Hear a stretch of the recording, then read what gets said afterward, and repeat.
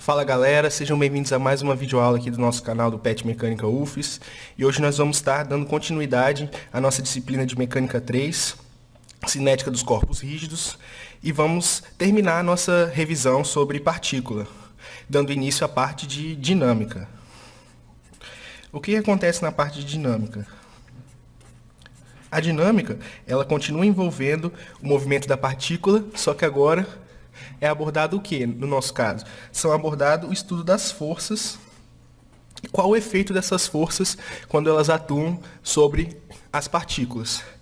Isaac Newton, ele formulou 3 leis para regir essa relação que as forças têm com o movimento das partículas. A primeira delas, que é o princípio da inércia, ela diz o quê?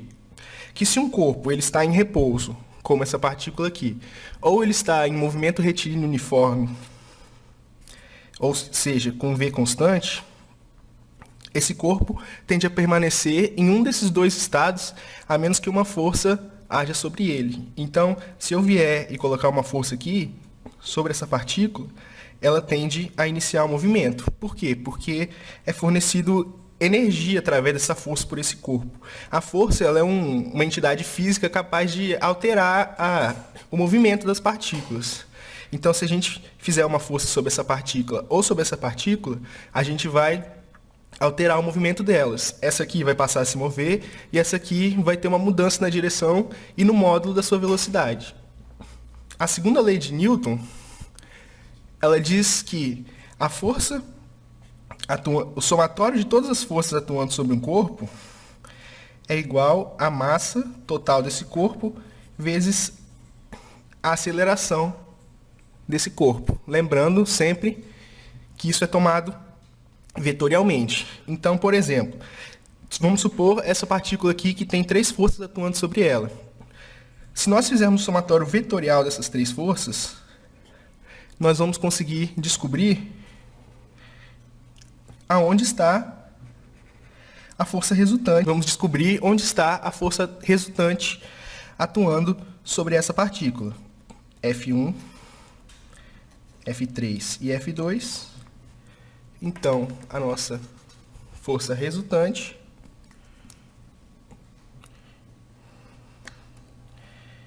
vai ser essa força F aqui. Isso indica o quê? Que o nosso vetor aceleração ele também vai estar nessa mesma direção da força F.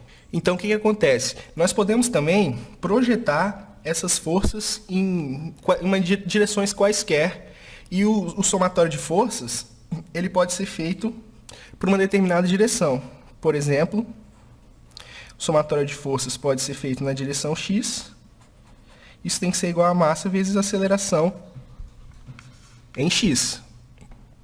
E o somatório de forças pode ser feito em y. Isso tem que ser igual a massa vezes a aceleração em y.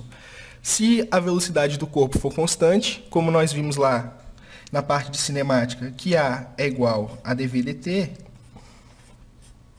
nós vamos ter que o somatório de forças atuando sobre um corpo que se move com velocidade constante tem que ser igual a 0. Agora, nós vamos para a terceira lei. A terceira lei, segundo Newton, ela diz o quê?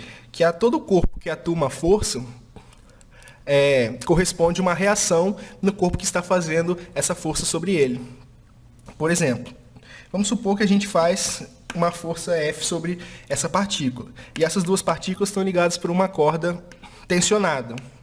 O que acontece? Como essa partícula aqui se move, ela tende a fazer o que com a corda? Ela tende a tracionar a corda.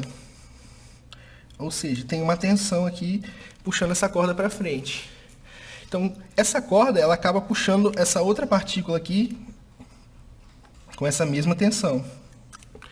Então, como essa corda puxa a partícula, essa segunda partícula faz a mesma força na corda, na mesma direção, só que em sentido contrário.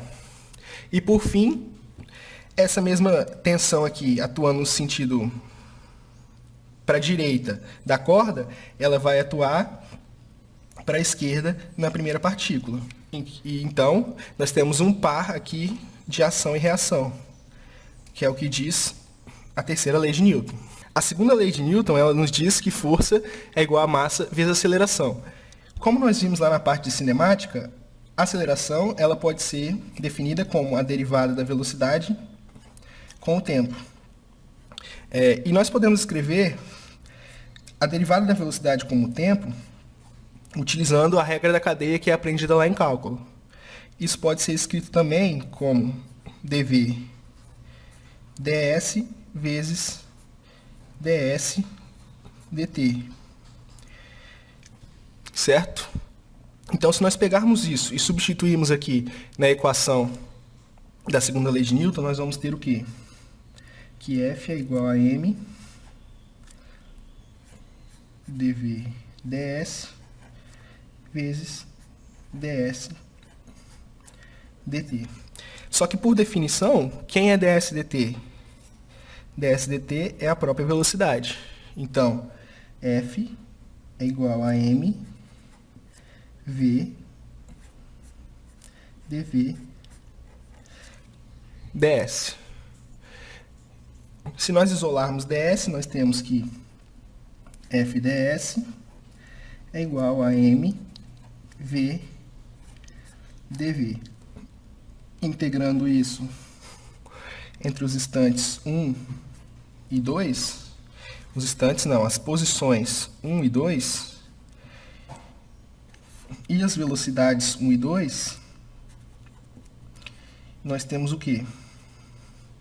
Isso aqui, por definição, nós vamos chamar de trabalho da nossa força S. A gente chama de trabalho W, de 1 até 2.